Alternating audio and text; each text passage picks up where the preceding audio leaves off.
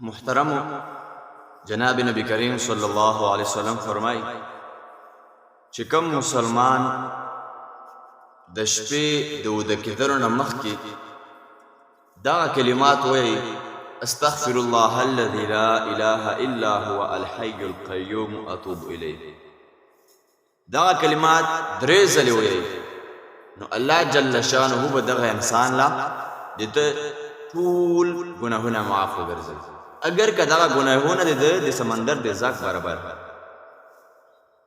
یو روایت کې دي چې اگر چې دغه ګناهونه د دنیا د ورځو برابر هم، یعنی د دنیا څومره شپه ورځې، د دنیا کله آباده شوې ده، دنیا به کله ختمېږي، د علم چاره نشته.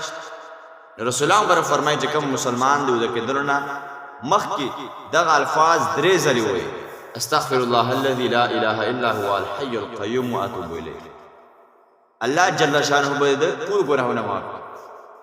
او یو روایت کې راځي چې رسول الله مبارک داسې علاقې نه واغسته چې هغه ټوله شګلنه وه، یعنی هلته ریګ.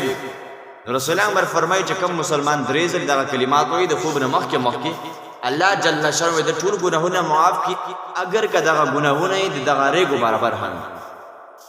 نو هر مسلمان نه پکار ده چې دغه کلمات وایي،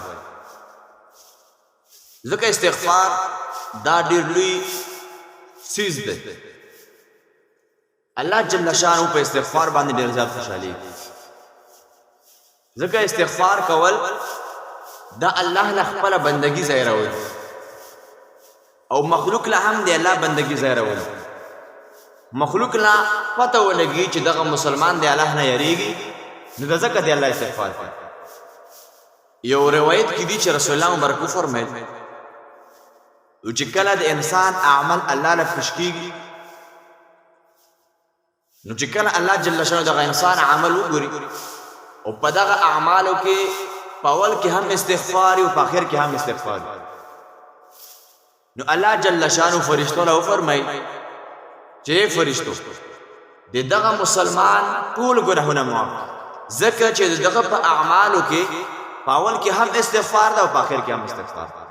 نو دغه دو استغفار د وجنه الله جل شانه د انسان ټول ګناهونه معاف.